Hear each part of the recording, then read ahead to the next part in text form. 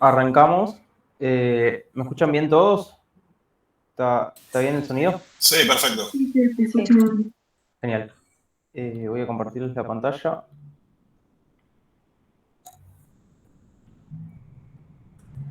¿Se ve? A ver, vamos a ver. Ahí va. ¿Se ve bien?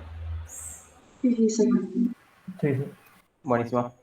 Bueno, ahí me preguntaron en el chat si sabía algo de las notas. La verdad que todo lo que sea más administrativo se ocupa se ocupa Cintia, así que no les puedo responder, les pido disculpas, pero no, la verdad desconozco. No sé si tienen la próxima clase con ella, seguramente les pueden preguntar. Después, bueno, a nivel de la clase de hoy, un poco para trazar el panorama de lo que venimos haciendo, ustedes saben que la semana pasada, el miércoles y después el viernes, lo que estuvimos viendo es un poco, o pensando un poco, los temas vinculados con la inflación. Primero lo vimos desde un aspecto más bien práctico y después lo vimos desde una lectura más teórica. Cuando hicimos la división de la teoría, un poco intentamos separar dos grandes líneas de pensamiento, de interpretación, digamos, sobre qué causa la inflación. Por un lado, hablamos de las lecturas más tradicionales, conservadoras, ortodoxas, o sea, de la corriente dominante, que serían las lecturas monetaristas. Y después dijimos, bueno, en algunos momentos de la historia y sobre todo en algunas regiones como Latinoamérica empiezan a aparecer otras perspectivas sobre cómo pensar la inflación, porque justamente las lecturas o las visiones o las explicaciones, si se quiere, monetaristas no terminaban de ajustarse a la realidad de estas regiones. Entonces ahí estuvimos charlando un poco sobre todo lo que tiene que ver con la teoría de la inflación estructural. Bueno, y después vimos el texto de Oliver y repasamos también algún que otro modelo de inflación heterodoxa, como por ejemplo los que estaban vinculados con la inercia y demás. Después ustedes en el medio tuvieron una clase el sábado con Cintia, donde entiendo que también trataron algunos temas vinculados con el crecimiento estructural y bueno, el efecto de las tensiones del sector externo sobre las posibilidades de crecimiento de economías como las latinoamericanas. Y ahora estamos retomando, digamos, un cierre de todo esto con lo que sería una especie de práctica. Entonces vamos a ver 10 preguntas en donde vamos a estar intentando hacer un ping-pong de respuestas. O sea, a mí lo que me interesa de esta clase es que ustedes debatan, discutan y que den alternativas a estas preguntas, que ejerciten o practiquen un poco también una de las cosas que hace el economista, que es la posibilidad de defender un argumento, y bueno, explicar por qué, digamos, se da una respuesta sobre lo que se les está preguntando. Y bueno, yo después de que ustedes discutan cada una de estas preguntas, o sea, vamos a ir haciéndolo una por una, les doy el cierre definitivo de cuál sería, digamos, la respuesta esperada para ese planteo, pero a mí, más allá de la respuesta esperada, lo que más me interesa de esta clase es que ustedes puedan practicar este hecho de discutir, de decir, bueno, a mí me parece que es esto, por esto, por esto y por esto. Y que haya alguien más que le discuta, o que no que le discuta, sino que por ahí acompañe y sume algún argumento. Pero es esa gimnasia o ese ejercicio lo que más, digamos, tiene valor de esta clase. Así que bueno, dado este panorama, no sé si ustedes tienen la guía de ejercicios, si la estuvieron leyendo. Si no, ya saben que pueden descargar todo desde la página del curso, en este segmento que es guías de trabajo. Y acá la que vamos a estar viendo es la de, déjenme ver, acá, guía de ejercicio de inflación y estructuralismo, ¿está bien? Bueno, entonces, ¿me siguen hasta acá? Sí, sí. Dale. Entonces, arranquemos con esta especie de ping-pong o de ejercicio más que nada práctico, de tratar, digamos, un poco de discutir o debatir los temas que vinimos viendo en las últimas 3 clases, entre todos, digamos. Esa es un poco la idea. Así que yo lo que voy a hacer es, primero que nada, leerles la primera pregunta Y bueno, un poco lo que espero es la respuesta de ustedes y después dar un cierre sobre este primer punto, ¿no? Entonces, la primera pregunta lo que nos dice es, la curva de Phillips sugiere que cuando el desempleo es alto, la inflación es baja y viceversa. Por ello, no es común observar en el mundo real elevadas tasas de inflación y desempleo al mismo tiempo. Ahí, dado esto, los escucho. Para mí es falsa. Dale, ¿por qué? Porque primero que no hay evidencia empírica que diga eso, según lo que estuvimos viendo, ¿no? Y segundo que, bueno, como vimos en la Argentina, o en Latinoamérica si se quiere, puede haber otras causas que generen, mejor dicho, las devaluaciones generan inflación y contracción, o sea, las dos cosas. Entonces no, bajo esa vista para mí no sería verdadera. Ok. ¿Hay más? Yo no entiendo cómo está formulada la oración, porque la segunda frase contradice a la primera.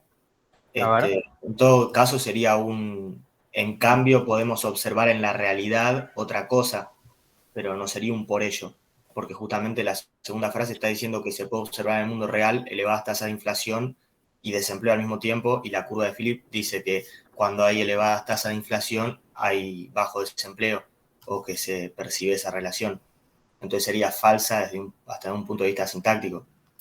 No, Dale. pero Igual fíjate que dice, por ello no es común, o sea que en realidad estaría como reforzando la primera idea. Igual yo también creo que es falsa, pero no sé si está en lo sintáctico, o sea, para mí no está en lo sintáctico, sino que está en el contenido en sí.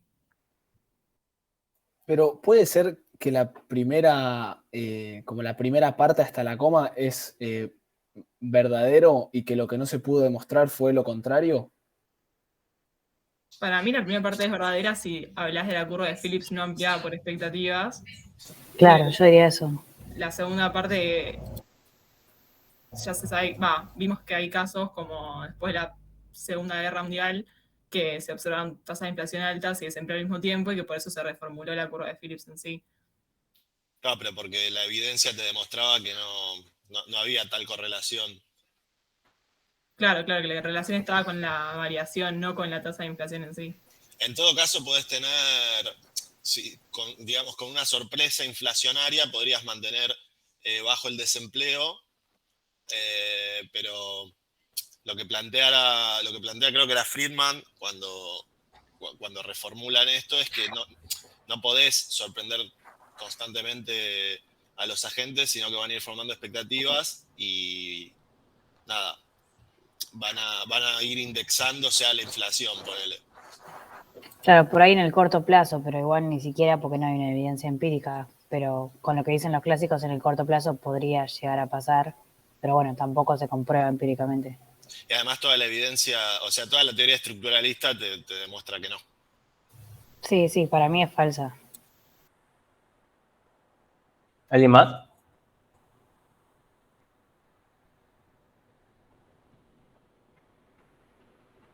¿Nadie más quiere hablar?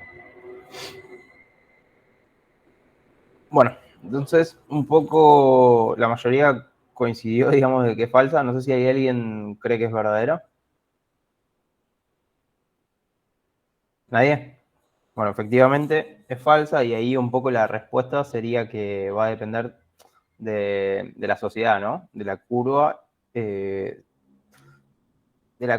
que tiene cada una de las sociedades, ¿no? Puede haber sociedades en donde la curva de alguna manera esté más arriba o más abajo, y eso lo que te va a poner es una situación de más o menos desempleo, con una tasa de inflación, o con un nivel, digamos, de inflación más o menos alto, ¿está bien?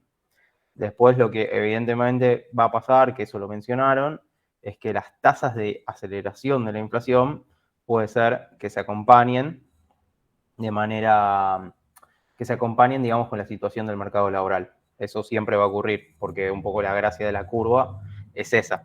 Pero esa curva, según la sociedad, puede estar más arriba o más abajo, ¿está bien? Entonces la respuesta efectivamente es falsa, porque va a depender de dónde está la curva para un determinado país, ¿está bien? Esa sería la idea. Bueno, ¿está bien? Eso creo que esta pregunta igual es relativamente, la vieron y no esconde grandes complejidades. No es tanto el elemento de cómo está, no es una pregunta capciosa o que esté formulada a propósito sobre la construcción de la oración, sino que es de contenido, como decían ustedes también, el punto. ¿Para qué? Me fui de... Estamos acá. Bueno, paso a la segunda. La segunda pregunta lo que nos dice es lo siguiente. Si bien es cierto que ciertas rigideces en la estructura económica aceleran la tasa de inflación, también es cierto que ciertas tasas de inflación generan rigideces en la estructura económica. ¿Qué piensan de esta frase? Para mí es verdadero. ¿Ok? ¿Por qué? Es de lo que habla, disculpa, lo que hablaba Olivera cuando ponía, digamos, el estructuralismo y el monetarismo, digamos, en misma sintonía, que decía que lo que se invertían eran las causas y las consecuencias. ¿Ok? Entonces, Claro, o sea, para la estructural, primera parte creo que es la del estructuralismo, que dice que, por ejemplo, si vos tenés ciertas rigideces en tu estructura económica, puede ser una oferta inelástica, por ejemplo, eso podría generar inflación. Y la otra lo que dice es que como hay inflación, eso, o sea, la segunda parte sería el monetarismo, genera que muchas veces no se produzcan proyectos productivos y que por eso también la oferta sea inelástica. Perfecto. ¿Alguien más? Estoy de acuerdo con los Sí, chicos.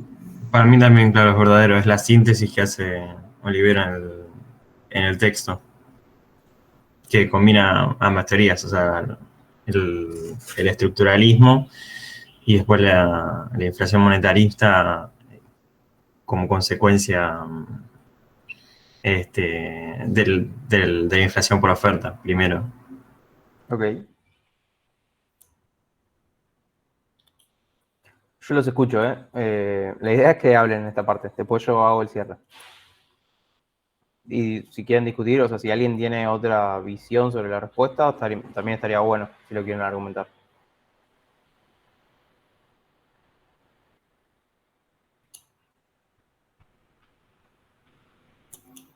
A mí me genera la duda si hay otra explicación, además de que la inflación genera una disminución de las inversiones productivas, hay otras causas por las cuales la inflación genera rigidez, porque a mí también se me ocurrió solo esa.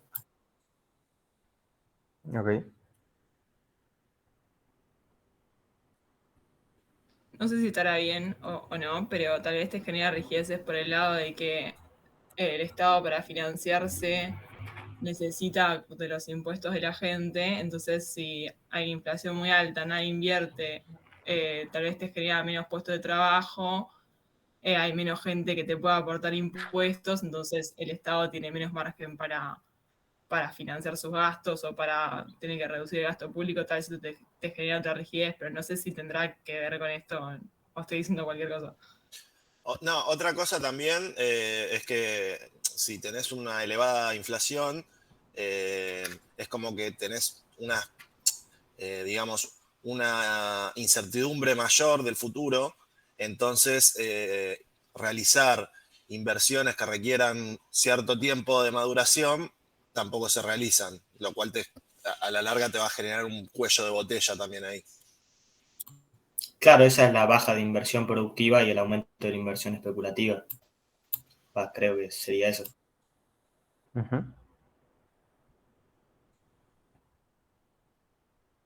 Y por el lado de las rigideces de la estructura económica, cómo se acelera la inflación? Y, o sea, básicamente depende igual, puede haber un montón de problemas, pero, por ejemplo, como no se puede ajustar por cantidades, se tiene que ajustar por precios, porque no se puede ajustar esa oferta a esa demanda y no te queda otra que ajustar por precios, digamos. Perfecto. Sí, además creo que por el lado de las importaciones también, si asumís que los precios internacionales se trasladan a tus precios locales, digamos, los precios de las importaciones van a tender a ser cada vez más caros si vos devaluás, por ejemplo. Eh, entonces, las importaciones se van a parecer más caras, se van a trasladar ese aumento de precios a tu consumo o a tus precios, entonces se va a aumentar la inflación. Bien. Además también, si vos tenés inflación y se te encarecen, te aumentan los precios, perdés competitividad también. Ujú.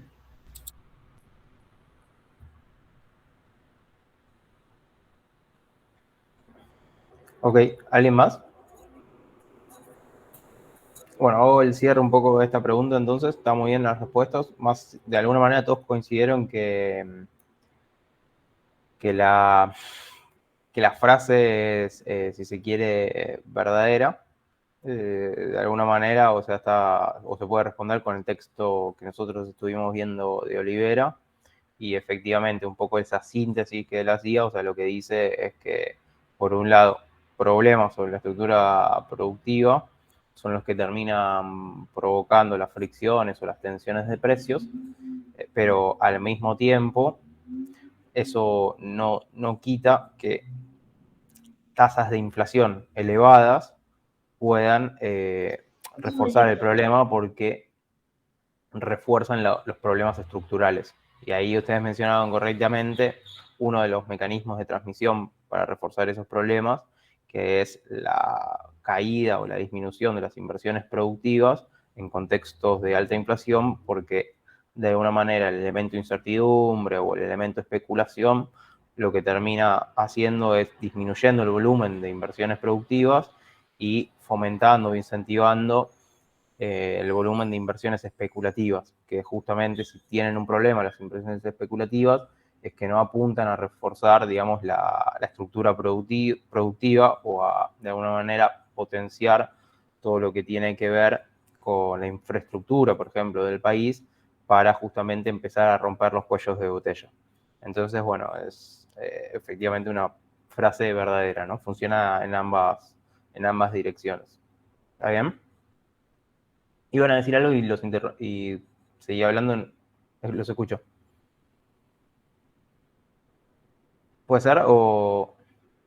Me parece que no, Fede. Ah, perdón, entonces escuché mal. Bueno, entonces sigo con la 3. Profe, Va. disculpe, ¿puede repetir lo que sería la respuesta que dio? Por favor, que no.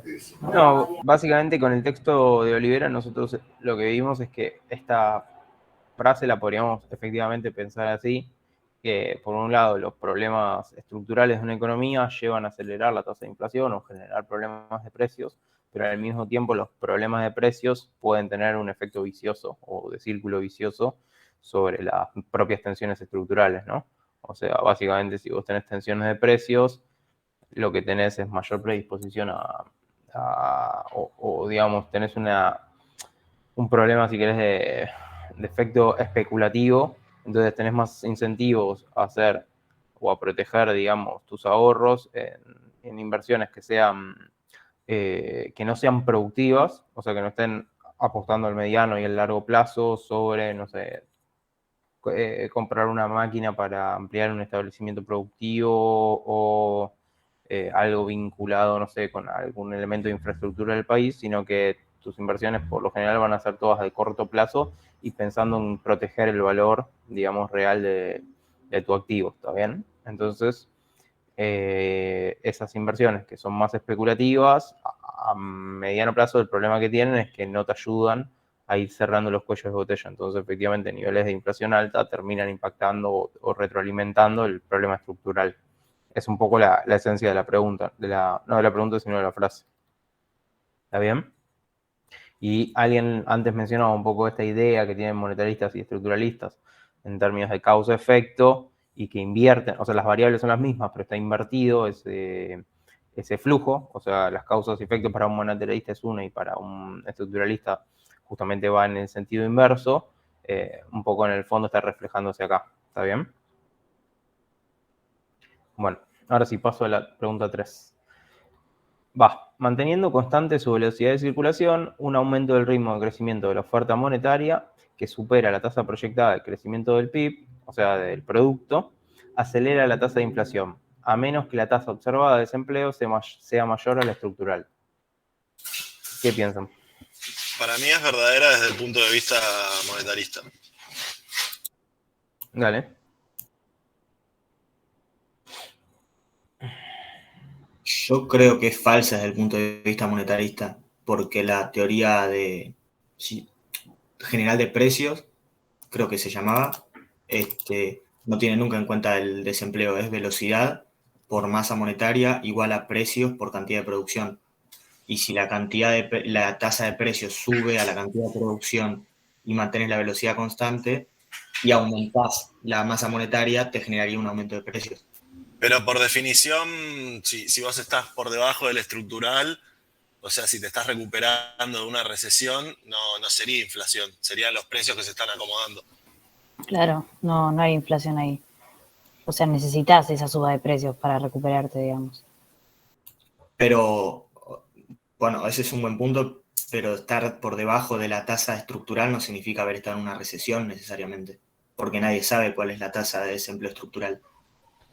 No, bueno, pero la lógica, si querés, monetaria, parte del supuesto de que no hay desempleo involuntario.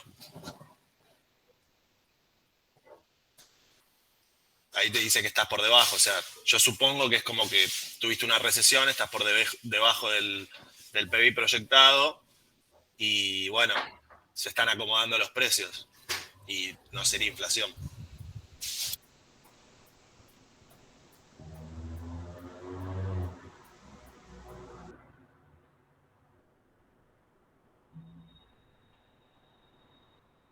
Bueno, y también agregaría que bajo el punto de vista estructuralista sería falsa, ¿no? Porque podrías tener inflación y una contracción del producto al mismo tiempo.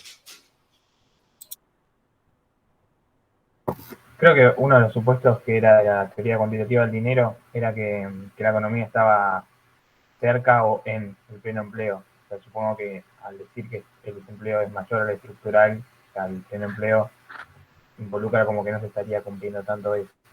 Pero no sé en qué sentido. Igual ahí dice la tasa proyectada de crecimiento, o sea, en ningún momento dice que efectivamente creció o cayó tipo el producto. O sea, básicamente estás emitiendo más dinero de lo que esperas que crezca el producto y eso generaría inflación para mí, pero bueno, no sé.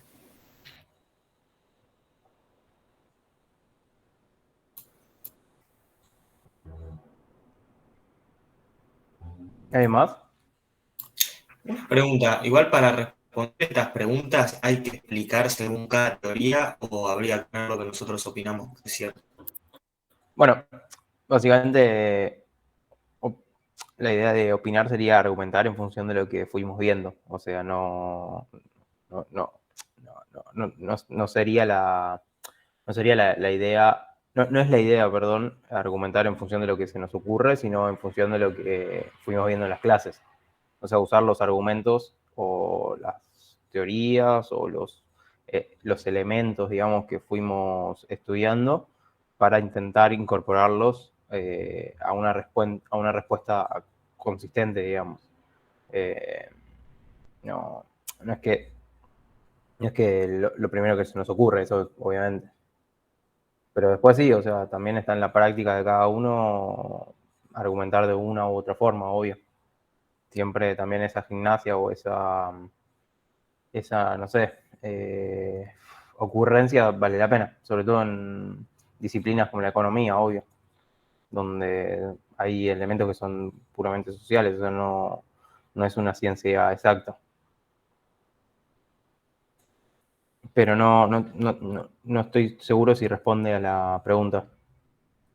Sí, obvio, sí, o sea, con opinión me refería a opinión fundamentada, pero Claro, generalmente sí, la gente sí. piensa una Tomar, teoría u otra, no. para mí, lo único importante de esta clase es eso, que ustedes puedan pensar, o sea, todos los distintos puntos o elementos que fuimos estudiando en las últimas clases y los traigan acá al debate y los puedan usar, digamos, tengan esas herramientas para usarlo como fuente de argumento de cada una de estas preguntas o de estas consignas.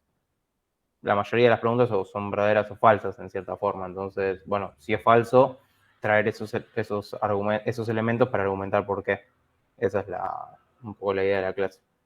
No tiene nada, no tiene ningún misterio, pero realmente en la práctica del economista es algo que vale la pena hacerlo, digamos, porque es parte de justamente lo que uno hace, digamos, en el día a día. Con lo cual está bueno tener esa gimnasia. No sé si alguien tiene algún punto más sobre esto. Yo trato de no participar, o sea, mi idea o lo que a mí me gusta de este tipo de clases prácticas, cuando tenemos así este tipo de guías, es que ustedes puedan discutir entre ustedes. Porque digo, para hablar yo ya tenemos las clases y no me parece que eso no tiene sentido. Entonces prefiero que puedan ustedes encontrar puntos de acuerdo y puntos de desacuerdo y los discutan. Un segundo, voy a prender la luz y ya pasamos a la próxima.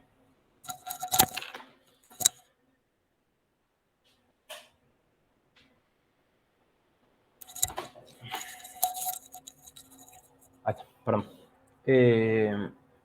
Bueno, sobre esta pregunta que es la 3, lo que habíamos dicho cuando vimos la última clase de teorías de la inflación es que, por lo general, la ecuación cuantitativa del dinero o la teoría monetarista de la inflación lo que tomaba, no sé si se acuerdan, es esta identidad que es M por B igual a P por Q. ¿Está bien? Entonces siempre lo que suponemos sobre la velocidad de circulación, o sea, sobre la B, o que la inversa podía ser tomada como la demanda de dinero, es que era constante. Lo mismo ocurría con el nivel de producto. ¿Está bien? Que ese nivel de producto estaba asociado en realidad a un nivel de transacciones. Era básicamente la relación que se suele hacer. Entonces, si la velocidad de circulación es constante y el nivel de producto es constante, ¿qué nos queda? Ante un aumento de la cantidad de dinero ofertada, que es lo que nos está diciendo acá, aumenta el ritmo de crecimiento de la oferta monetaria, piénsenlo en tasas o piénsenlo en volumen de oferta monetaria o en variación de la oferta monetaria, no importa, es lo mismo. Para este punto en particular es exactamente lo mismo. ¿Qué va a pasar con los niveles de precios? Y bueno, cuando seguimos este tipo de identidades o de ecuaciones, efectivamente, si el producto tiende a estar siempre en los niveles potenciales, lo que va a tener que acomodar, ¿cuál es? ¿Qué variable es? Los precios. El precio. Entonces sería eso. Y efectivamente, esta lectura siempre tiene en cuenta que estamos en un nivel de desempleo, no de desempleo, sino en un nivel de pleno empleo. ¿Está bien? Estamos creciendo, o sea, nuestro PBI es el PBI potencial, básicamente, esa es la idea. Entonces, si nosotros nos movemos de ese PBI potencial o tenemos un desempleo distinto al estructural, bueno, ahí efectivamente esa identidad puede no ocurrir. Ustedes lo mencionaron al principio, o sea, pero sería esa la respuesta. ¿Está bien? O sea, que sería falsa. La respuesta sería verdadera desde el punto de vista monetario, si quieren, y sería solo incorrecta en el caso de que que nuestra economía no se mueva al nivel de pleno empleo, si se quiere. Pero acá en ningún lado dice que no se está moviendo al nivel de pleno empleo. Simplemente lo pone como una excepción esto, a menos que, ¿está bien? Pero el desempleo estructural no es mayor, perdón, el desempleo no es mayor al estructural. Eso es lo que quiere decirnos hasta acá, ¿está bien? Lo otro es algo que pasaría en el caso de fuera mayor. ¿Está? Te escucho, dale. Perdón, o sea, si lo quisiera ver desde la mirada estructural, o sea, puede ser que sea falsa porque uno de sus principios es que no tiene nada que ver el crecimiento de la oferta monetaria. Exactamente. Desde la mirada estructural, un poco lo que nosotros habíamos dicho es que la política monetaria no tenía nada que hacer contra los precios, contra la inflación, porque no la explicaba, o sea, no era una causa. No era la causa principal en realidad, ¿no? Porque en el texto de Olivera después hay una síntesis, pero digo, inicialmente si uno mira solo la corriente estructural, lo que diría es, bueno, podés tener más o menos pesos circulando en tu economía y mientras tengas rigideces estructurales, la inflación va a seguir existiendo. Pero acá esta pregunta no apunta en ningún lado a pensar la inflación desde la perspectiva estructural. Todo el tiempo, digo, nos está trayendo a la visión monetarista, que es donde entra la teoría si se quiere, cuantitativa del dinero o la ecuación cuantitativa del dinero, que es esta M por B es igual a P por Q. ¿Está bien? ¿Ok? Sí. O sea, lo único que me hizo dudar fue esto del desempleo y me hizo dudar en pensar en la palabra estructural también. Claro. Bueno, después, punto 4. Si en determinado escenario macro la causa de la inflación es de origen estructural, entonces una política monetaria contractiva no es una herramienta de política económica idónea para disminuir la tasa de inflación en el corto plazo. Esta pregunta es un poco ¿No es falsa? Sí, léanla porque acá sí es un poquito rebuscado, no se puede estar planteado así, pero... Lo que pasa es que en el corto plazo, por ahí, sí te sirve para reducir Claro. el nivel de inflación. Yo creo que ahí depende, ¿no? Uh-huh. Pero para mí, depende cómo la justifiques, podría ser verdadera o falsa. Sí. Los escucho, dale. O sea, sí, eso es lo que vimos, que por ahí, o sea, lo de la neutralidad del dinero, que por ahí en el corto plazo se puede lograr cierto cambio creo que en la inflación, pero después, o sea, a la larga siempre vuelve a su lugar, digamos.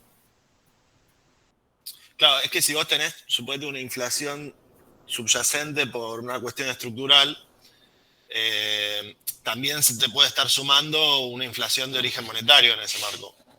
Entonces, si ese es el caso, podría disminuirlo con una política monetaria contractiva. Sí, yo también pienso que lo vi por el lado de que como al ser contractivo, o sea, disminuye también la demanda. Entonces, tampoco habría necesidad de aumentar la oferta ni de aumentar los precios.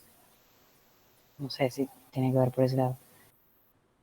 Yo creo que si la causa es estructural, a la larga vas a tener que hacer algo para eliminar esa raíz estructural o para reducir la inflación vas a tener que hacer algo por el lado estructural, pero en el corto plazo hacer una política monetaria contractiva probablemente te ayude.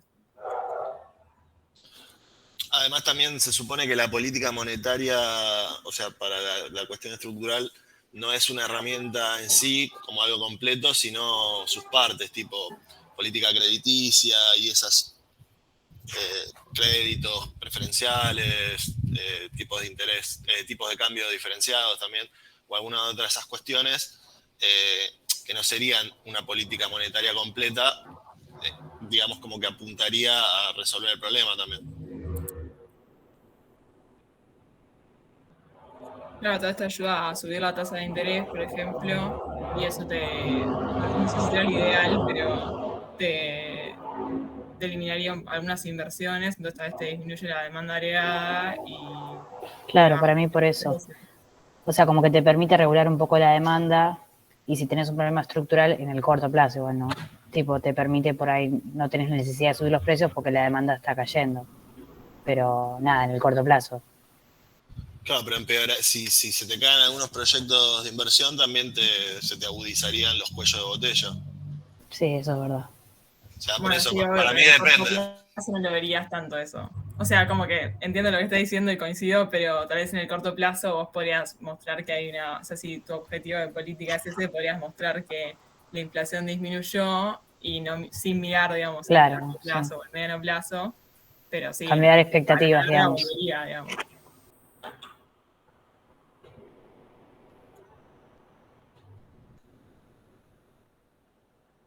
Claro, o sea, para mí te bajaría la inflación hasta el tiempo que tarde en volver a subir la demanda. Cuando vuelve a subir la demanda se vuelven a sentir los cuellos de botella, pero en el corto plazo te restringe la demanda y sí, te bajaría la inflación. Igual fíjate que la consigna te dice que la causa es de origen estructural. Claro, por eso, o sea, el origen estructural es justamente una falla en la posibilidad de aumentar la oferta y la demanda te hace que suban los precios, pero con una política contractiva bajas la demanda y en el corto plazo, hasta que se vuelva a restaurar la misma demanda a los niveles anteriores, bajas la inflación, que también podría empeorar como baja la inversión productiva. En el largo plazo habría una inflación estructural mayor, que eso sí, estoy de acuerdo también.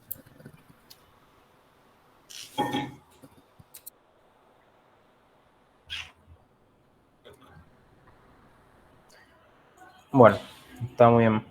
Más o menos, de alguna manera, si bien hubo algunos puntos de diferencias, todos básicamente coincidieron en que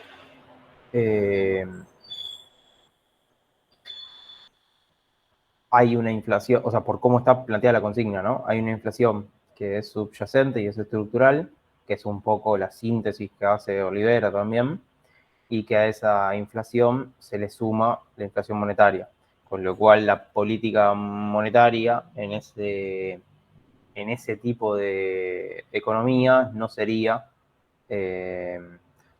ineficaz, digamos. Tendría algún rol, tendría algún espacio para ayudarte a enfrentar el problema de precios, al menos en el corto plazo. Y después otra cosa que agregaron, que está muy bien, es que en el mediano y largo plazo, de todas maneras, la política monetaria no te va a poder resolver el problema de precios, porque justamente lo que subyace, o sea, lo que está por detrás, es que la economía sufre las presiones inflacionarias propias de las tensiones estructurales, de los cuellos de botella. ¿Está bien? Pero está correcto cómo lo abordaron, cómo lo plantearon, digamos. Efectivamente, la política monetaria tiene un rol o tiene un espacio para ayudarte a enfrentar el problema de precios. No significa que lo vas a poder resolver en mediano y largo plazo en este tipo de economías donde, por cómo nos plantea la consigna, nos recuerda la manera en que aborda Olivera el problema inflacionario, y parecería que es una economía donde por detrás siempre hay una inflación latente, que es una inflación estructural, ¿no? Entonces, en este tipo de economías, la política monetaria efectivamente va a tener un rol, por lo menos en el corto. ¿Está? Bueno, vamos a las 5.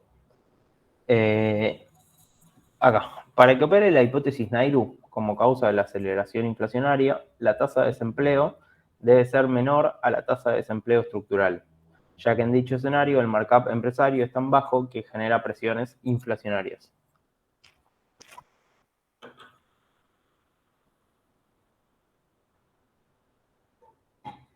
Es verdadero, Sí, para mí también es verdadero. porque en el mediano plazo va a volver toda la normalidad. O sea, van a intentar llegar al markup normal y va a causar una suba de precios.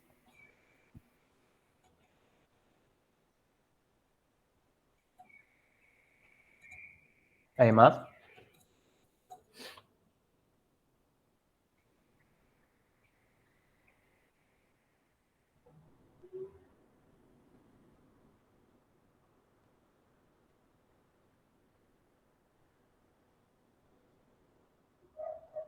No, sí, para mí lo estaba leyendo a ver si había alguna cosita, pero me parece que es verdadera. O sea, tal cual.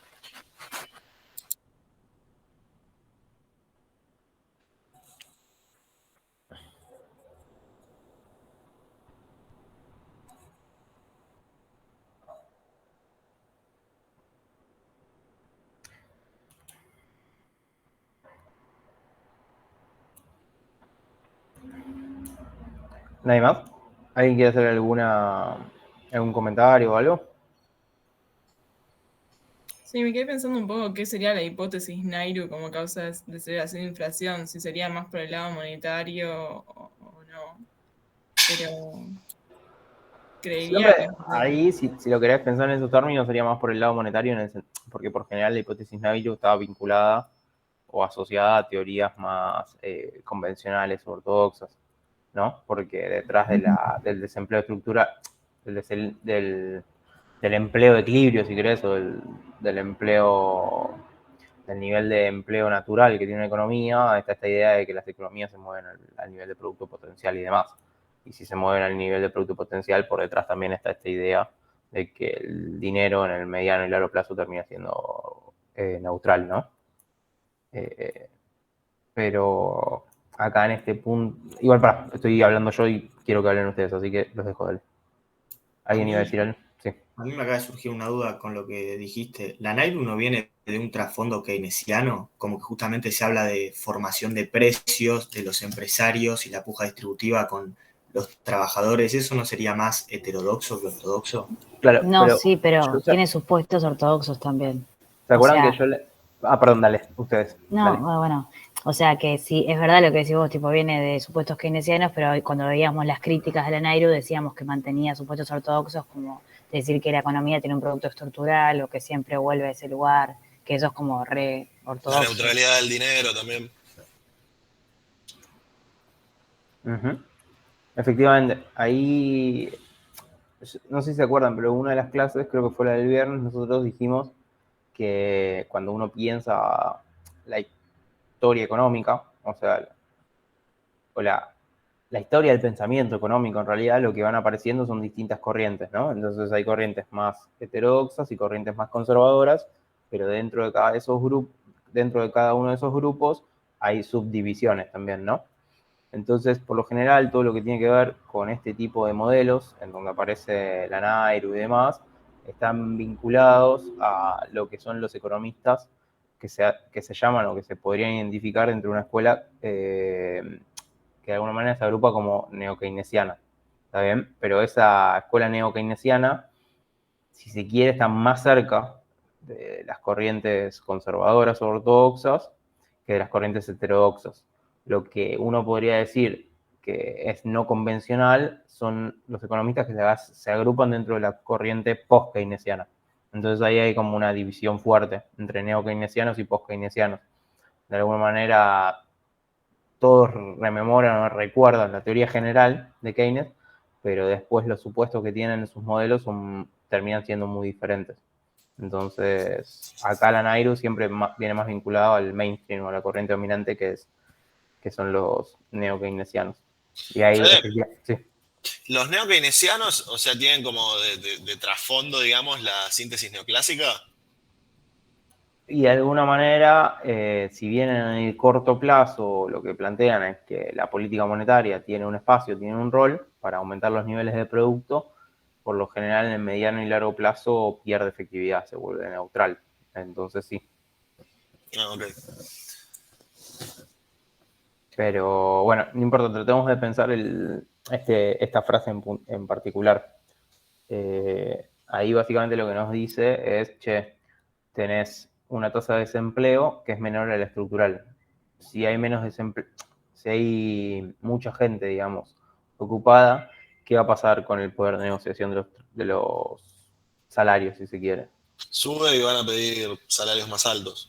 Y con el markup empresario, o sea, con el margen que puede cobrar Y va a caer porque al ser el salario un costo, si aumenta el costo salarial va a disminuir el margen de ganancia.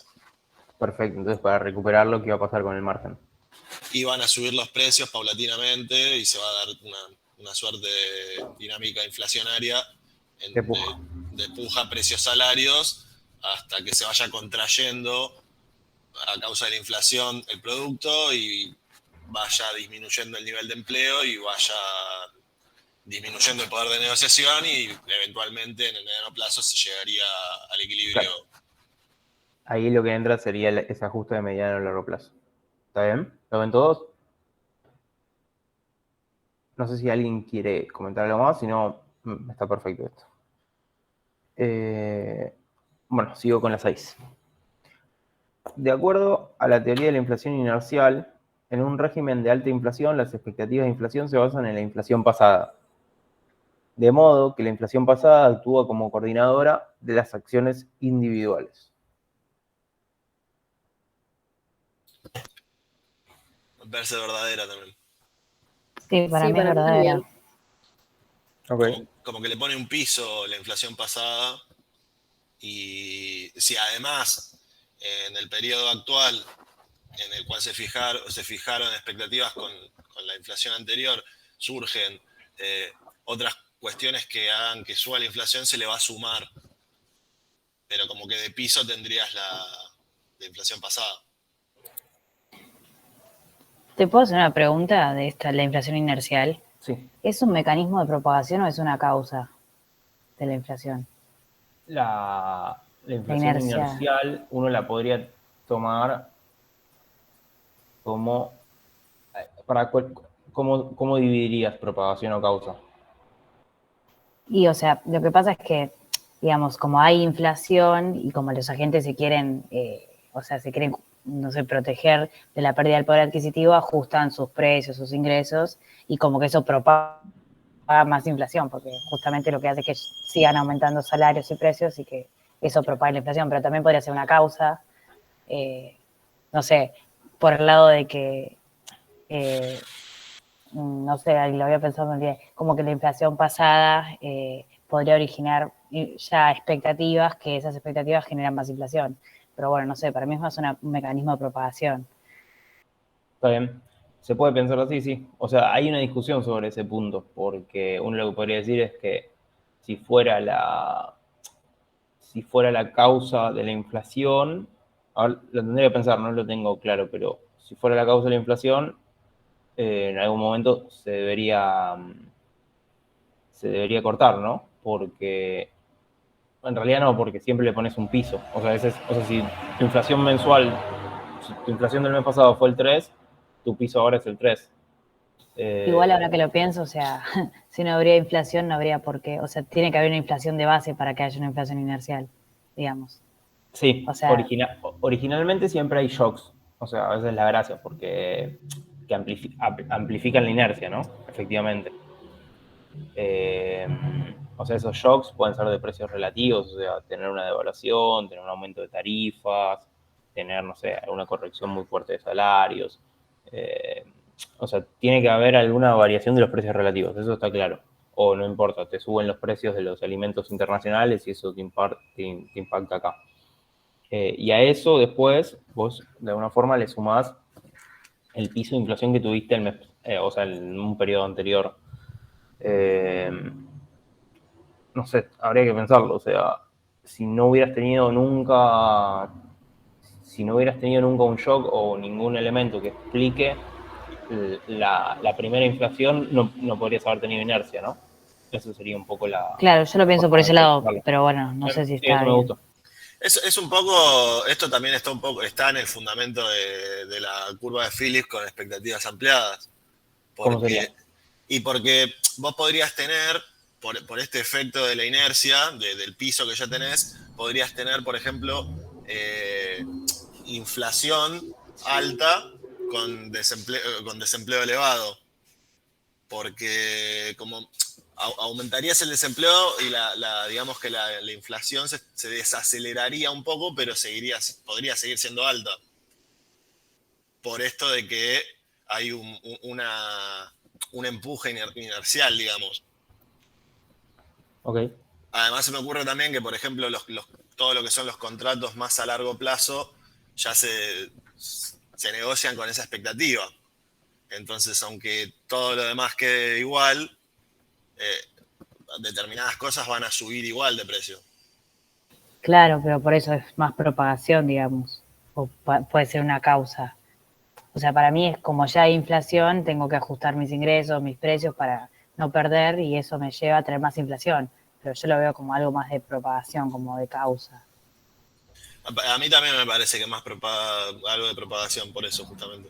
Porque además, si suponete que vos de alguna forma lográs choquear la expectativa, bueno, todo los contratos que se habían arreglado van a seguir estando por un tiempo. Uh-huh. Sí, Entonces, falta. Dale. Perdón que interrumpí. No, nada, decía que para mí, si no tenés inflación, supongamos, ¿no?, que no tenés 0% de inflación, si no podría haber una inflación inercial porque como inercia, el mismo el concepto te indica como que todo sigue el camino que estaba siguiendo. Entonces, si vos sería como no sé si desinflación, pero como una mantenimiento inercial del 0% de inflación, porque si no tenés ningún impulso, no hay nada que propagar, no hay nada que mantener. Uh-huh. Sí, por eso, pero bueno, me parece, es como re loco que se siga manteniendo por la propagación y que la causa por ahí ya no esté y sin embargo sigue habiendo inflación porque se propaga, digamos, podría... En el fondo es como el huevo y la gallina, ¿no? Porque es esa discusión, o sea, Claro. si partís del punto inicial, no puede ser la causa. Ahora, si partís de un punto donde ya existió algún elemento inflacionario, de repente parecería que se vuelve una causa del periodo siguiente, ¿no? Pero depende también digamos, de la historia, ¿no? De la sociedad en general, porque si vos sufrís inflación durante mucho tiempo, es como que ya lo tenés internalizado. Siempre va a haber una inercia. En cambio, si vos estás acostumbrado a que no haya nunca inflación y una vez te sorprendió, bueno, quizás tu expectativa no es que vuelva a pasar. Bueno, ahí esa explicación se usó mucho en 2002, cuando vos tuviste la mega devaluación que pasó el dólar de 1 a 1 a 1 a 4.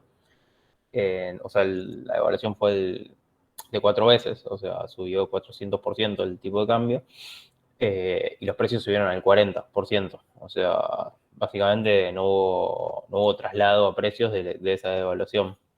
Y uno de los elementos que se usaron para explicar por qué ocurrió algo así, cuando ahora, no sé, hoy si tenés una devaluación del dólar oficial de, no sé, 30%, el traslado a precios es inmediato y es casi por la totalidad de esa devaluación.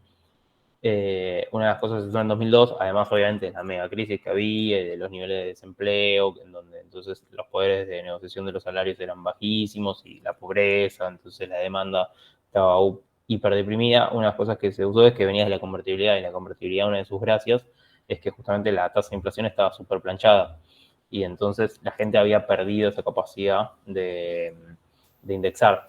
O sea, básicamente no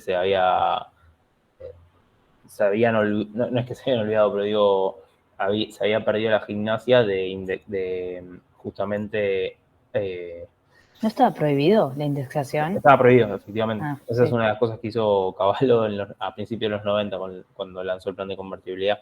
Pero entonces había perdido la posibilidad de que funcione la inercia, porque la inercia en el fondo funciona a través de la indexación. O sea, porque vos tenés que replicar una suba del periodo pasado en este periodo. Entonces la manera de hacer eso es indexando. Entonces, bueno, en 2002, entre los elementos que se suelen mencionar para explicar por qué no hubo ese traslado precio de la devaluación, está esta idea de que la gente está recontra desacostumbrada a remarcar en función de lo que pasó en el periodo anterior. En cambio ahora, no sé, hoy, no sé, ya sabes que tenés un piso de inflación muy alto, entonces, sea por refugio, sea por cobertura, sea por lo que se les ocurra, pero la gente vuelve a, de alguna manera, remarcar en función de lo que pasó antes. Y después a eso uno podría pensar que se le agregan otros shocks. Y después, obviamente, todo periodo siempre genera confusiones, y es muy difícil para mí explicar un proceso inflacionario siempre con un único modelo. Eso, como todo en economía, en realidad es muy difícil explicar un único fenómeno desde una única lectura, y que esa lectura sea la que abarca absolutamente toda la explicación y tiene la verdad revelada. Eso para mí no funciona. Entonces, si uno, por ejemplo, quiere explicar hoy la inflación de Argentina en base a un problema inercial, se va a llevar una sorpresa, porque lo que va a encontrar es que la inflación del 2020, ¿cuánto fue? Del 30 y pico, ¿no? 35, 36. Y hoy, 2021, estás con una inflación del 51. Y en el medio, o sea, este último año, tuviste todo lo que son precios relativos, salvo la brecha, pero hagamos de cuenta que por un segundo que la brecha no impacta directamente sobre estos precios. Tuviste sobre los precios, por lo menos de los transables, ¿no? Tuviste el tipo de cambio oficial, o sea, el mayorista súper planchado, tuviste las tarifas súper planchadas, los salarios, digamos, que le siguen perdiendo contra la inflación, con lo cual todos esos elementos que podrían sumar y acelerar al piso de inflación que ya te marca la inercia, no estuvieron, y sin embargo aumentaste 20 puntos la tasa interanual de inflación, con lo cual nos genera un problema lo que estamos viendo hoy si quisiéramos usar esta idea de que la inflación se produce por inercia.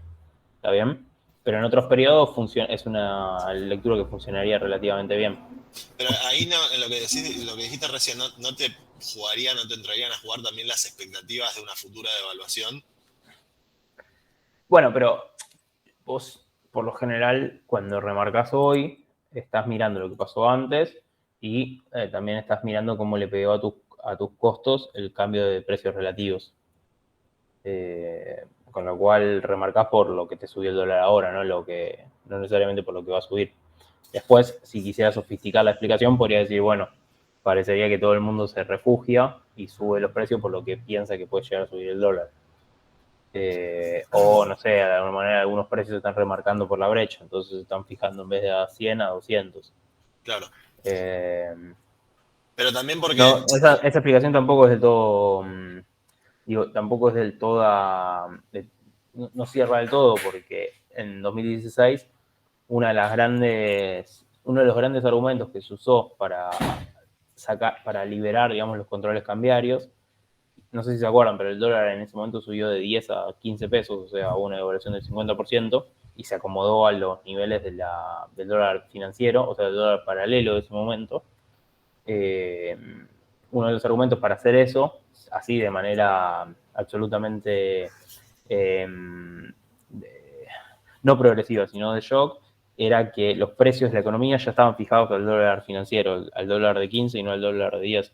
Y sin embargo, cuando hicieron ese salto cambiario y hubo una convergencia de tipo de cambio, el oficial y el financiero, los precios se dispararon.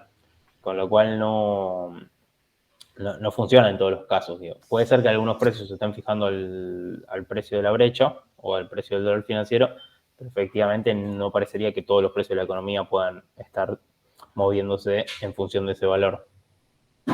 Pero es cierto que hay que explicar de alguna manera por qué hay 20 puntos más de inflación o 15 puntos más de inflación que el año pasado. Y no es fácil. Claro, o sea, pero ahí no se podría pensar en que, bueno, si bien tuviste una inflación en el 2020 del 36% casi, creo que estuvo por ahí, vos venías del 19 con cerca del 50. Sí. Y bueno, lo que ocurrió en la pandemia, medio que se sabía que era un hecho atípico. Es como que cuando todo volvió a la normalidad, las expectativas como que también volvieron a la normalidad. Sí, ¿no? O sea, vos decís como que se fijaron los precios de este año y se fijaron en base a la inercia no en base a la inflación de 2019. Bueno, podría ser una... Sí, como que partías de ahí, porque es como que parece que es como muy difícil choquear las expectativas. Es muy complicado, tendría que ser algo muy, no sé, como ponerlo por ley como fue en los 90, qué sé yo. Como para decir, bueno, a partir de ahora, no sé, no va a subir. ¿No? Pero bueno, también me da la sensación de que necesitas cierto tiempo como para que eso sea creíble, como para que se acomode. Y nada, se me ocurrió eso. ¿Tiene sentido? ¿Alguien más? Una pregunta. Estuve leyendo últimamente que hoy en día hay una preocupación global por unos procesos, o sea, por un comienzo de procesos inflacionarios constantes en el futuro. Eso se puede ver a esta inflación inercial.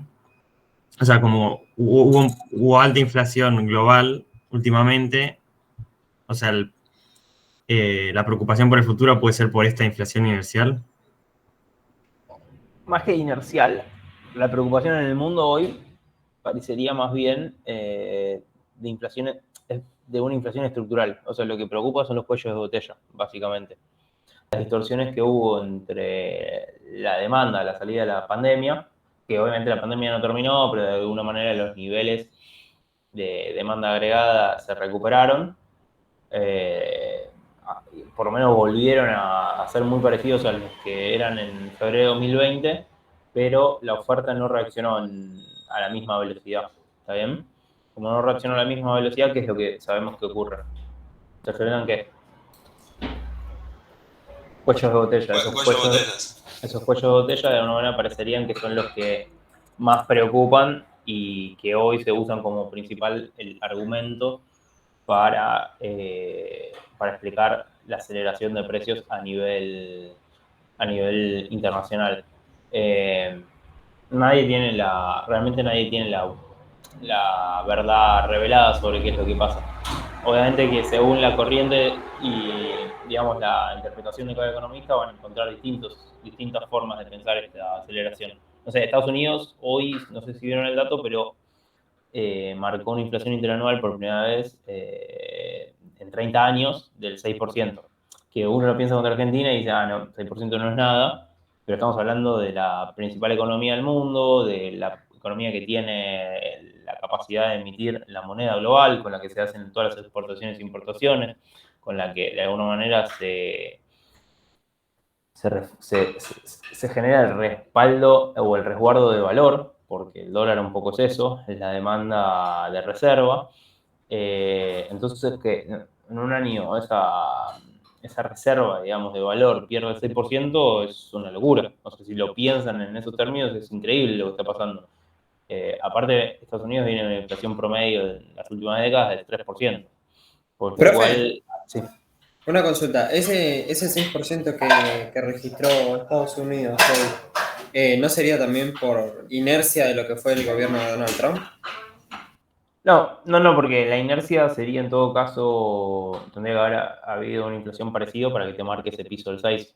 Había mucho menos inflación. Pasa que durante la cuarentena se emitió, o sea, todos los países del mundo durante la pandemia sanitaria emitieron un montón de dinero para cubrir. Ahí está el punto. gastos. Entonces, va a haber economistas que, claro, van a decir, che, como se emitió tanto, la inflación está subiendo por esa emisión. Pero también puede haber otros economistas que te digan, no, mirá que en 2008, cuando fue la crisis financiera internacional, emitiste un montón, de manera salvaje, igual que ahora. Y sin embargo la inflación no te reaccionó. Entonces, ¿por qué? Entonces, ahí es increíble cómo la economía para un mismo fenómeno, los economistas más que la economía para un mismo fenómeno pueden explicar de distintas maneras y en cierta forma ninguno va a tener nunca una verdad absoluta sobre qué es lo que está pasando.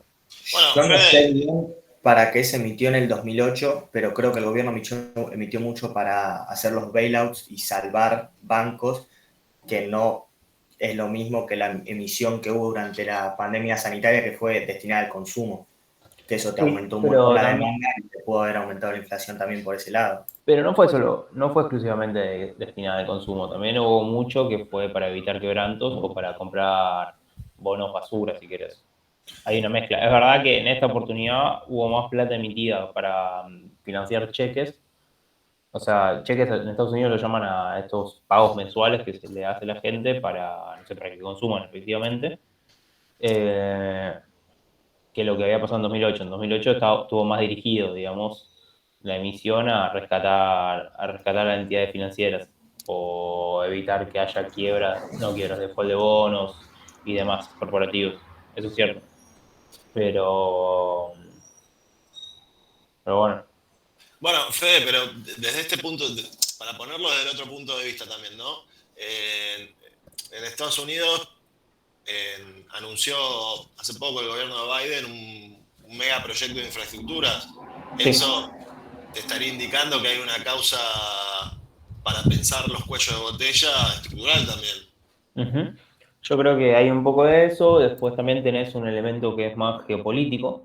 O sea, lo que hoy empieza a disputarse es la hegemonía global. O sea, quién maneja, digamos, de alguna forma la capacidad de ser, no sé si ponerlo en palabras de imperio, pero sí, el imperio global. O sea, quién tiene el poder de las armas, quién tiene el poder de la tecnología y de alguna manera, obviamente, el poder financiero, ¿no? Hasta hace pocos años, o sea, China todavía tenía un rol secundario y hoy le empieza a disputar a Estados Unidos en las tecnologías de punta, digamos, quién es el líder. Y digo, los imperios necesitan ser los líderes en el desarrollo de tecnología o de la infraestructura. Entonces, no necesariamente son cuello de botella, sino que me parece que también hay una disputa que es geopolítica, que es súper interesante igual para verla. O sea, uno toma biotecnología, inteligencia artificial, bueno, o sea, automatización es obvio, pero en todas estas áreas que son neurálgicas, o sea, que son claves, digamos, para las próximas décadas, no sé, computación cuántica, todos esos sectores, parecería que hoy Estados Unidos ya no tienen la hegemonía o no está a la delantera. O sea, o si lo está, parecería que es por poco y que hay alguien por detrás, que es China, que le empieza a disputar. Entonces, si hay otro imperio, que digo, ahí empiezan también a alterarse todos los elementos financieros, porque, digo, ¿por qué se va a demandar el dólar en vez de...? Digo, estos obviamente son todas hipótesis, no hay manera de pensar la geopolítica, pero digo, ¿Cuál es la gracia de que Estados Unidos pueda emitir dólares y todo el mundo se los demanda? Que es efectivamente el país que lidera, digamos, el desarrollo no solo militar, sino que también el desarrollo tecnológico, el país que cuando uno piensa en las próximas décadas diría, bueno, va a ser el que esté a la frontera de las nuevas innovaciones y el que pueda seguir produciendo y, digo, porque esa es la gracia, ¿no? Si eso se pone en disputa, bueno, también se pone en disputa un montón de otras, se ponen en duda un montón de otras cosas. Por eso creo que también el plan de infraestructura y demás es una carrera geopolítica. De hecho, parte de ese plan de infraestructura, no sé, este es un anuncio nuevo, pero hace pocos meses anunciaron un paquete que es exclusivamente para hacer inversiones en inteligencia artificial. Y bueno, eso no es casualidad. O sea, una de las áreas más sensibles en desarrollo tecnológico, digo, es la inteligencia artificial y China claramente parecería que si no está a la par, o sea, lo está igualando en términos de patentes, en términos de innovaciones sobre el sector, ¿no? Entonces, bueno, yo creo que hay un poco de eso también. O sea, vos decís que este plan de infraestructura no tiene un trasfondo tanto de cuello de botella, sino más bien de estar a la vanguardia. Yo lo veo de esa manera. Para mí sí.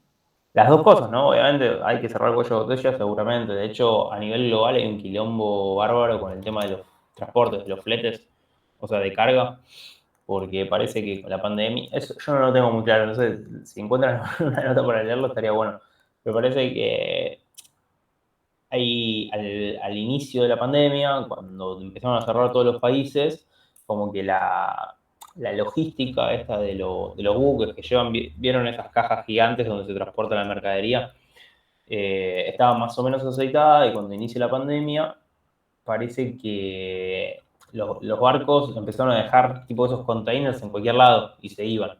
O se desacomodó toda esa estructura, toda esa organización. Entonces hay containers que quedaron en cualquier parte del mundo, nadie sabe dónde están, no pudieron, digamos, rápidamente reacomodar esa organización de logística. Y entonces ahora lo que termina pasando es que como hay menos containers en circulación, subió un montón el costo del transporte, o sea, del flete marítimo. Y dicen que va a llevar, no sé, como 2 años. No, la verdad lo estoy diciendo muy a grosso modo porque no lo tengo claro, no es un tema que estudié ni que conozco en detalle. Me imagino que es una cadena relativamente difícil porque es una cadena global el transporte, ¿no? Marítimo, pero no sé, un poco lo que dicen es que llevaría 2, 3 años en reacomodar todo eso, todo ese quilombo, encontrar los containers, volver digamos, al flujo normal. Entonces, bueno, ahí es donde te encontrás con cuello de botella también. Se me ocurre también con las aerolíneas que estuvieron 2 años yendo a pérdida, que no habrán podido invertir en esos 2 años, y bueno, hoy en día deberán tener problemas estructurales que también te pueden generar cuello de botella en esa área. Por ejemplo, ese es un caso que está bueno, sí, es una buena manera de relacionarlo. Bueno, y entonces ahí, si se quiere más a nivel agregado, un poco la discusión hoy es, bueno, este problema inflacionario en el mundo o en los países desarrollados, sobre todo en Estados Unidos, es de transición hasta que se reacomoden los cuellos de botella o es un problema de mediano y largo plazo. Entonces ese es uno de los debates importantes que hay en torno a la inflación global, ¿no? A la inflación por lo menos en los países desarrollados.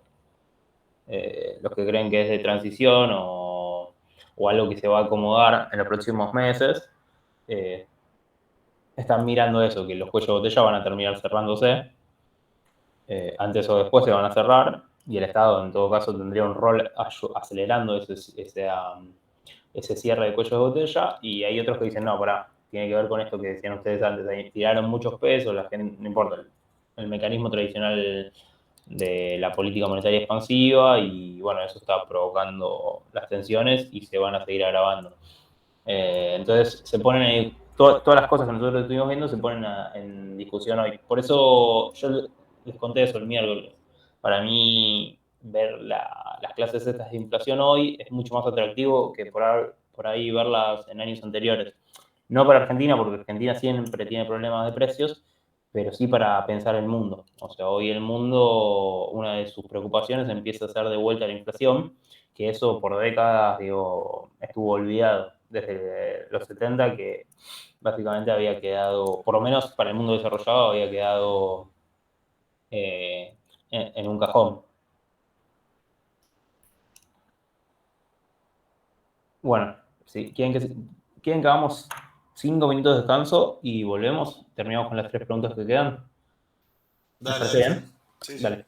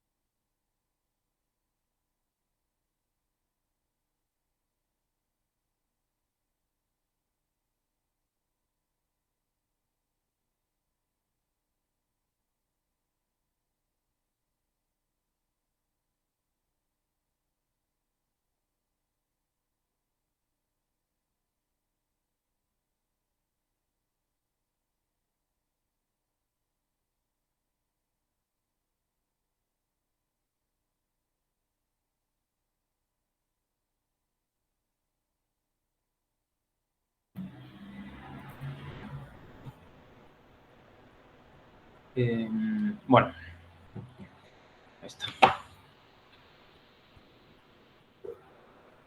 Nos quedan 3 preguntas nomás. ¿Venimos bien hasta acá? Vamos a tratar de hacerlas rápidas y ya los libero. Voy con esta, que es la pregunta 7. Según la teoría cuantitativa del dinero, y acá son verdadero o falso cada uno de estos puntos, ¿no? Entonces voy 1 a 1. ¿Es posible la existencia de pleno empleo? Sí, supone pleno empleo. Sí, ¿no? sí, para mí también. Pero siempre, o sea. ¿Me escucharon? Sí, te escuchamos. Sí, Digo para que- mí... No, dale vos, dale vos. No, que digo que para mí, o sea, no es una posibilidad, es como o sea, es un supuesto, digamos. Sí, es una condición, es como que es así. Sí, o sea, no lo explica el modelo ese. O sea, la teoría no lo explica, sino que ya está. Excelente. ¿Hay más? Si no, está perfecto. Es eso. Una cosa, en las respuestas dice falso. Ahí abajo están las respuestas. Están mal las respuestas, ¿no? O sea, sería verdadero. Es falso en el sentido de que siempre estás en pleno empleo. No es que es posible, estás. Es un ok. supuesto. Después, B. La demanda de dinero es únicamente transaccional y la velocidad de ingreso es variable. La velocidad de ingreso es la velocidad de circulación, ¿se acuerdan que lo vimos? O sea, cuántas veces No era ronda el dinero. constante. Claro, eso es una constante. Perfecto. ¿Alguien más? Sí, la primera parte me genera duda, eso que diga que sea únicamente transaccional.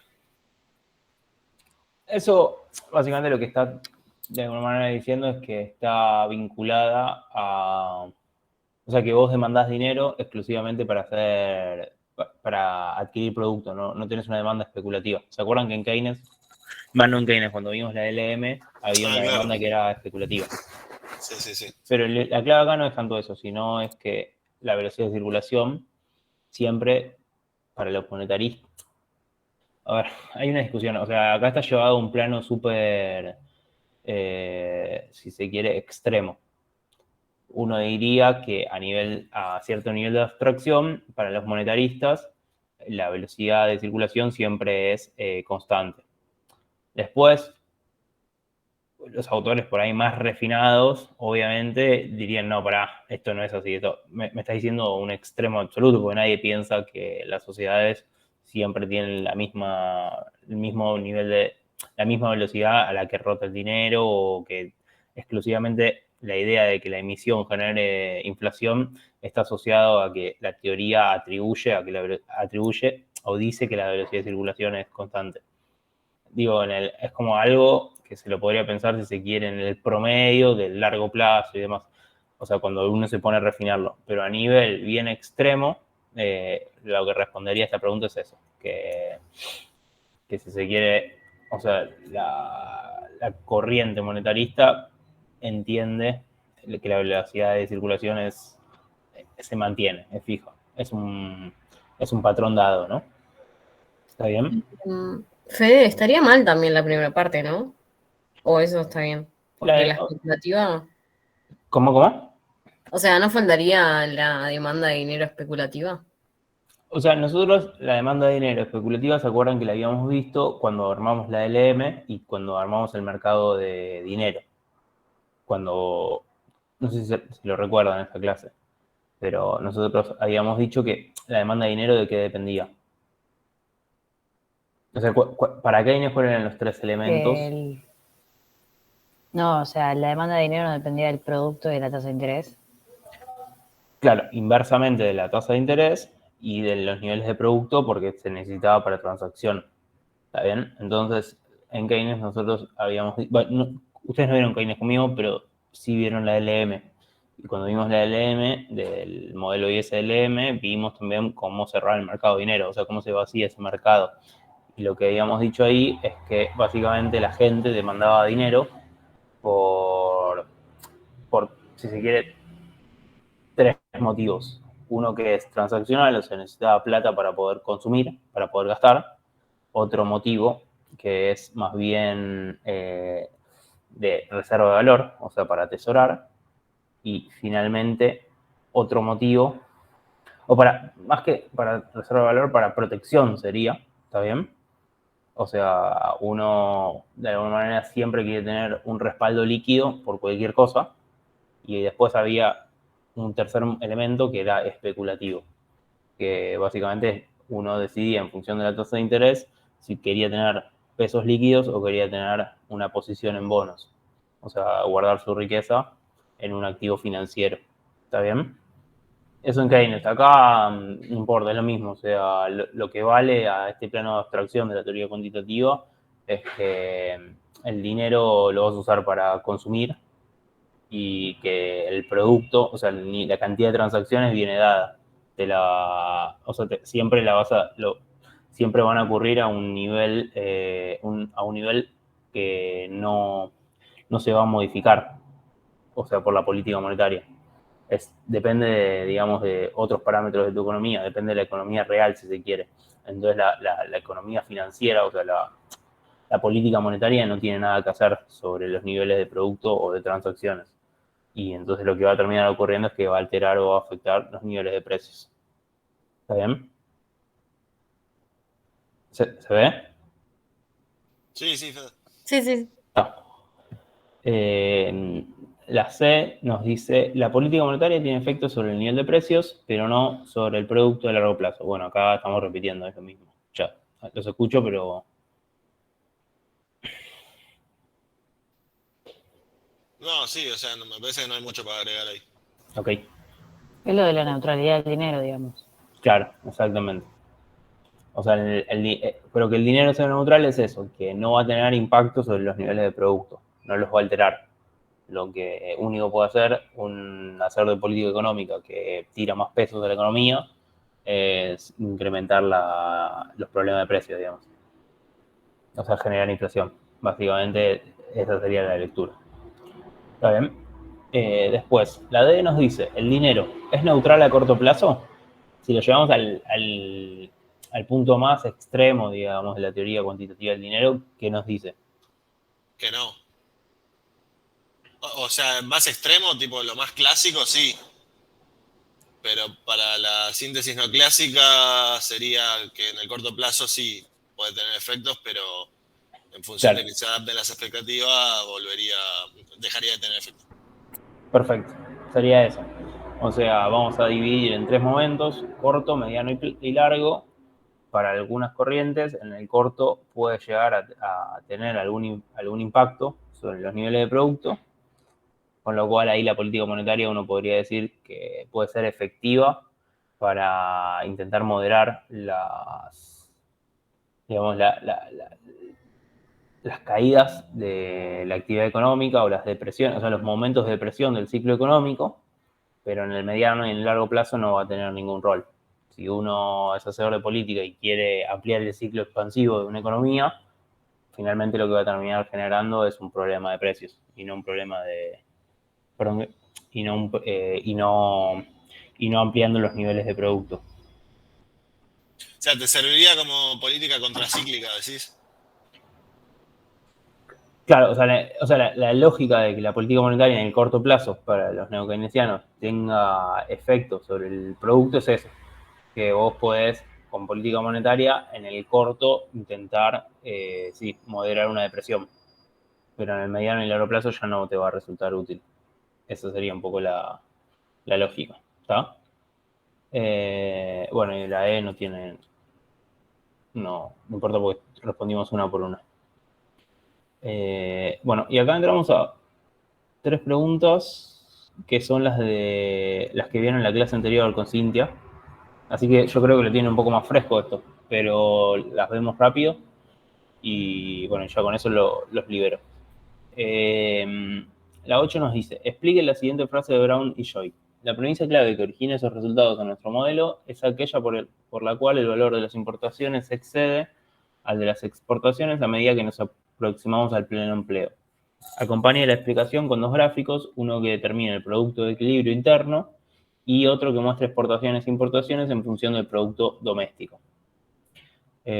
¿Acá qué harían ustedes? Si quieren les muestro.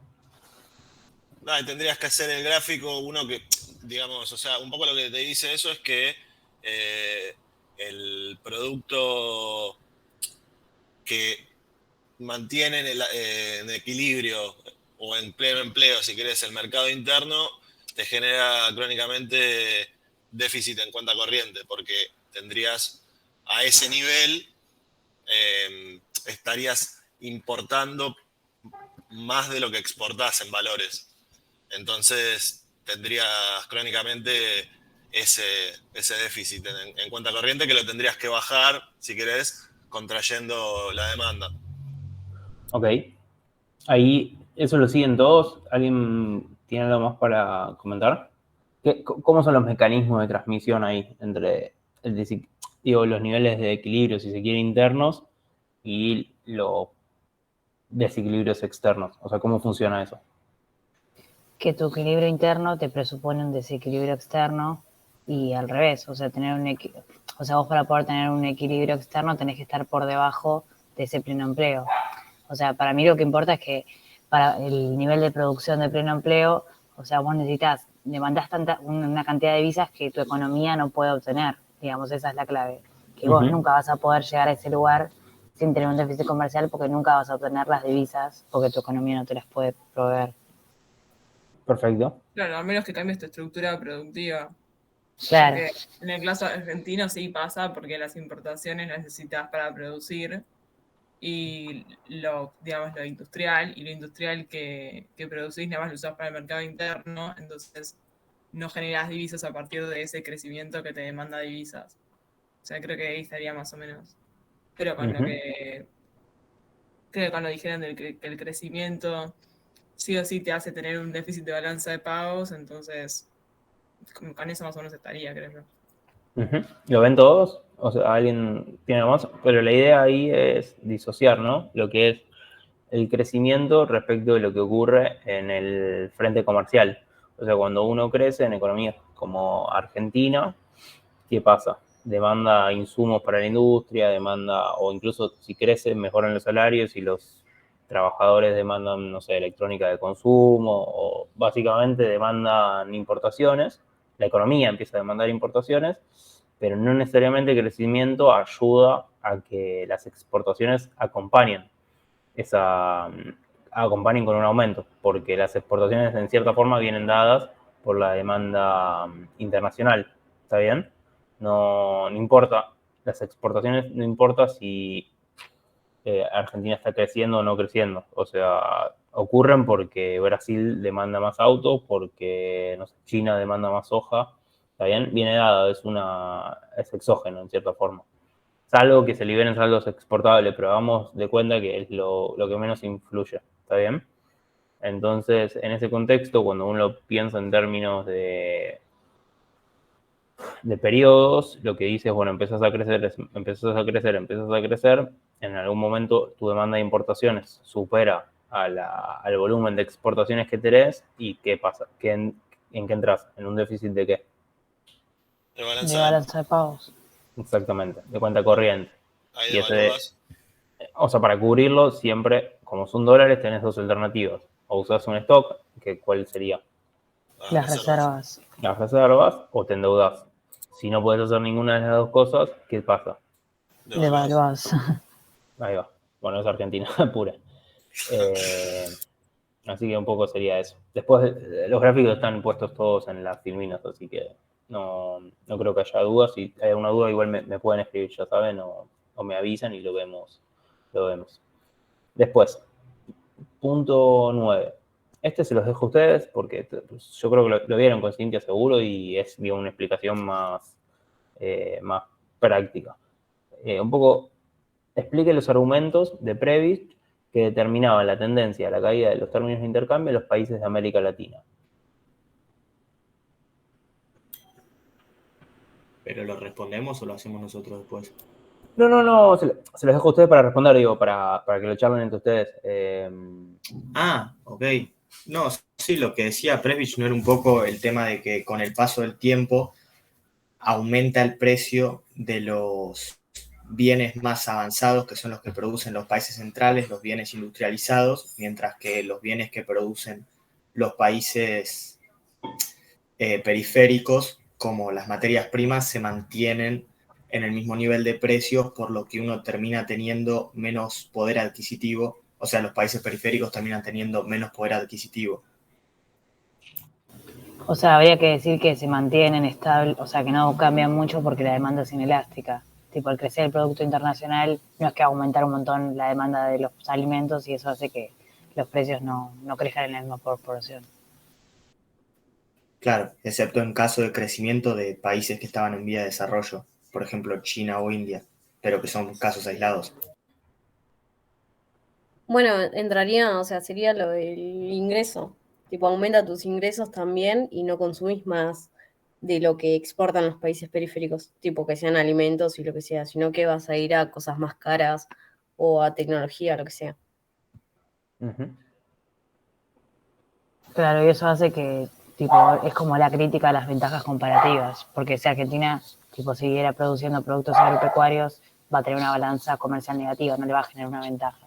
Por eso tiene que producir, o sea, áreas donde no es tan eficiente como la situación de importaciones sería. Perfecto.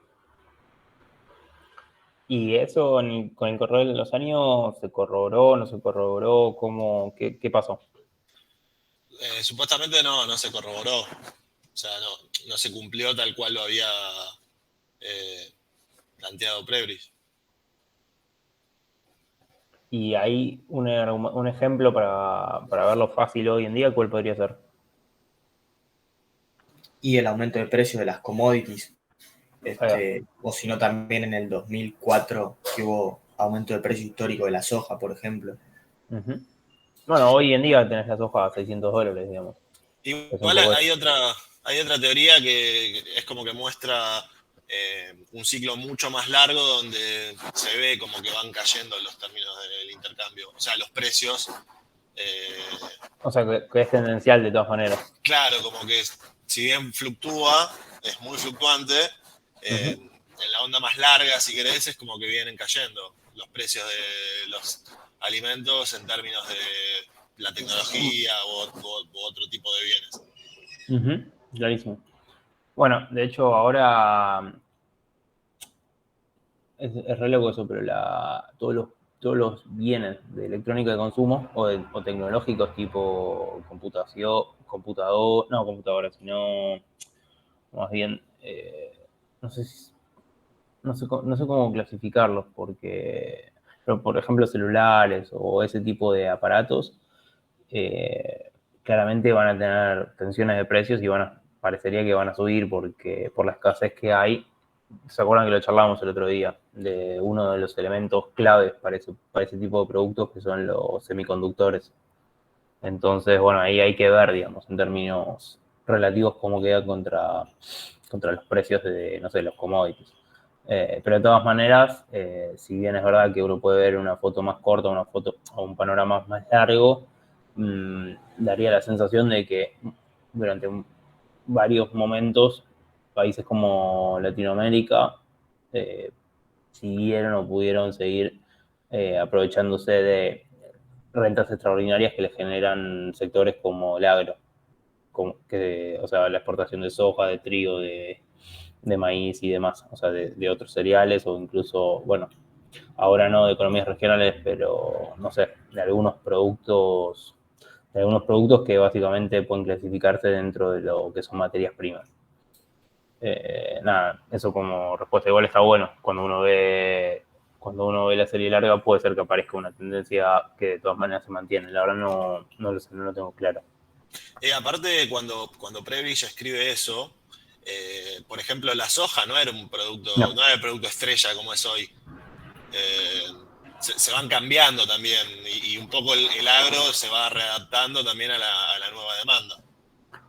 Bueno, también ahí es increíble cómo no lo llamaría al azar, pero cómo algunas situaciones históricas terminan teniendo un rol importante sobre estos fenómenos, porque digo, si China no hubiera crecido como creció en las últimas décadas, claramente la tendencia a la suba de commodities como la soja posiblemente no hubiera sido tan marcada.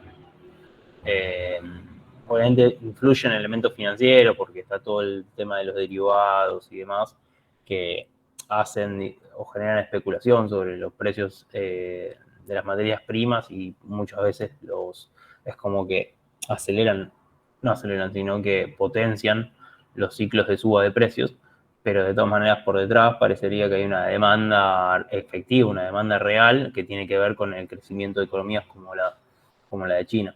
Entonces, si China no hubiera crecido como creció, eso posiblemente no hubiera ocurrido y tal vez estaríamos pensándolo o contándolo de otra forma. Pero bueno, algo que ocurrió a nivel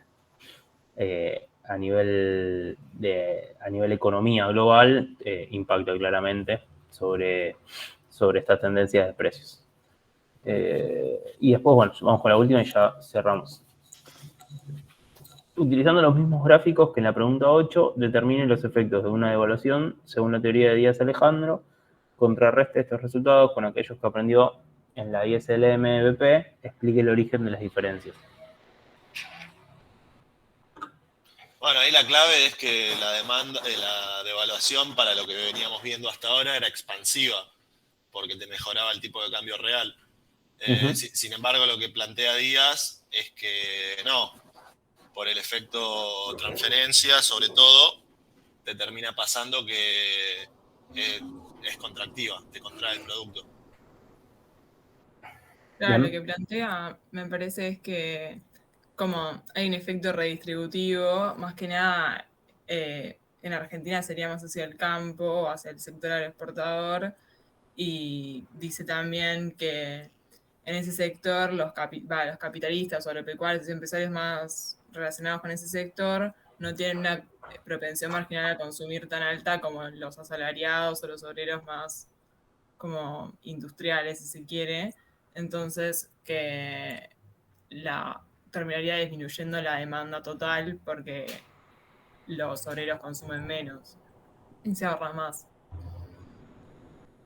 Claro, lo que plantea es que esta devaluación le generaría más un aumento del markup de ganancia a los empresarios agropecuarios que una redistribución y una llegada de ese dinero de las exportaciones a la gente que trabaja en el campo normalmente.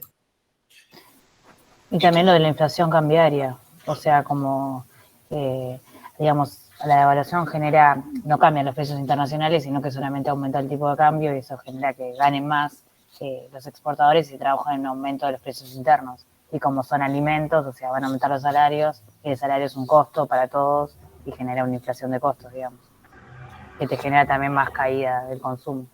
Y para completar un poco esto, también está bueno señalar lo de la oferta inelástica del sector agropecuario, que según los modelos que veníamos viendo antes, fundamentalmente era expansiva, porque como te mejoraba el tipo de cambio real, vos podías responder aumentando tu producción exportable, cosa que con el campo, al tener ciclos largos y tener una oferta bastante inelástica, no se puede.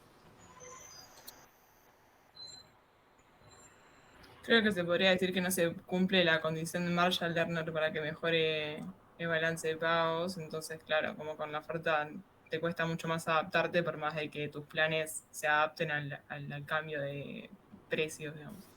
Claro, y no se genera el efecto de sustitución, o sea, en todos los productos, digamos. O sea, algunos sí, los que producís nacionalmente, por ahí sí.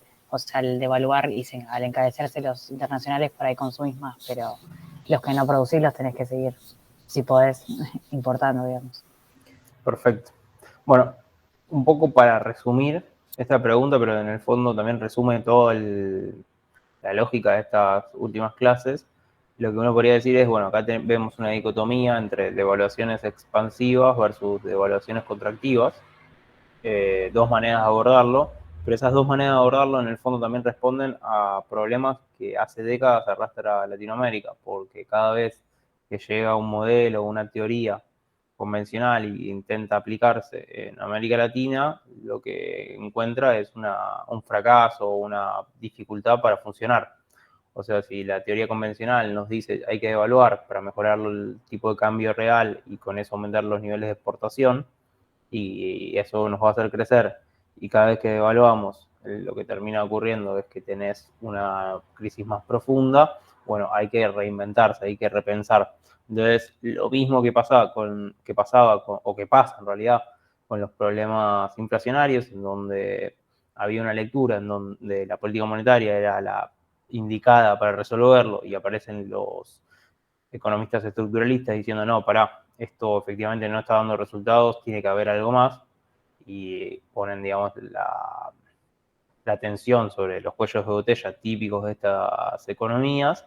Bueno, en términos de crecimiento, que es la otra pata importante, cuando uno mira macroeconomía, así como mira precios, también mira crecimiento, porque le importa el producto y le importa el empleo, también ocurre lo mismo. O sea, las recomendaciones o las maneras de ayudar a crecer a un país como los latinoamericanos, a veces cuando vienen de economías desarrolladas, parece que son unas, pero cuando se intentan aplicar, terminan fallando o fracasando. Entonces aparecen lecturas o maneras alternativas de pensar, bueno, cómo crecer o qué deberíamos hacer para crecer, o por lo menos para explicar por qué fracasan las teorías que vienen a aplicarse desde otros lugares. ¿Está bien? Entonces, nada. No, profe, No fracasan porque es diferente, o sea, ellos lo calculan con una estructura productiva equilibrada, o sea, a los países desarrollados. Nosotros somos exportadores netos de productos agropecuarios, no es que nosotros nos dedicamos pura y exclusivamente a industria también. No sé si es por eso que pueden llegar a fallar.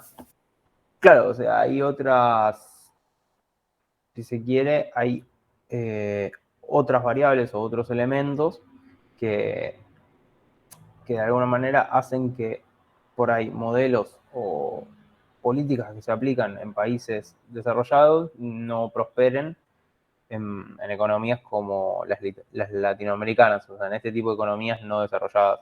En parte, esto que decís es correcto, o sea, cómo es la estructura, digamos, y en dónde está el protagonismo, si en el campo o en la industria, podría ser una buena explicación. Y en parte, tampoco es claro cómo se termina de resolver, porque muchas veces los modelos que vienen impuestos de afuera y que muchas veces los trasladan los organismos internacionales, por ejemplo, los planes de ajuste típicos del Fondo Monetario y demás, fallan, pero cuando se quieren aplicar políticas alternativas, también fracasan. Entonces hay un problema para ver cómo lograr crecer de manera sostenida. Eso es clarísimo. Ese sería un poco el resumen.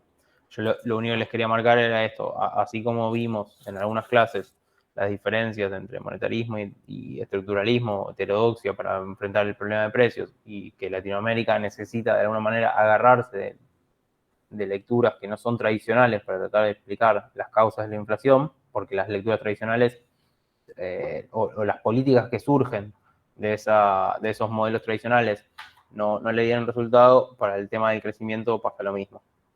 O sea, muchas veces necesita encontrar otras alternativas, otras miradas, otras visiones para tratar de ver cómo ayudar a crecer en forma sostenida a estos mercados internos de Latinoamérica.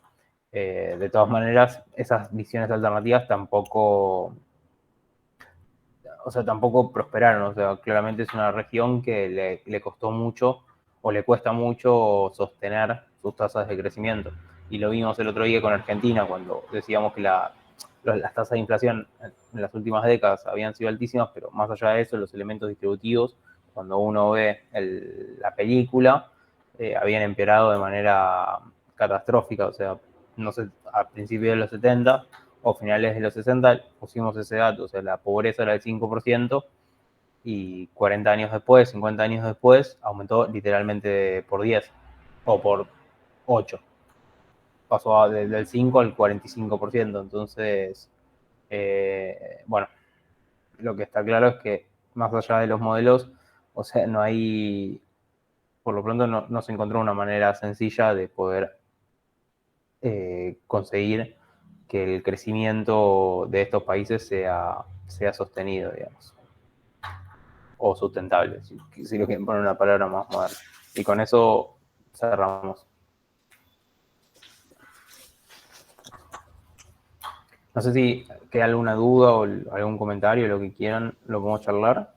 Pero después, por el lado de las preguntas, era eso, básicamente. Y respondieron bárbaro. O sea, me pone contento que participaron y que de alguna manera fueron discutiendo entre ustedes y poniendo los argumentos. Y creo que no hubo ninguna pregunta que se respondió distinto a lo que se esperaba. Así que bárbaro. Bueno, Fede, nos vemos la próxima entonces.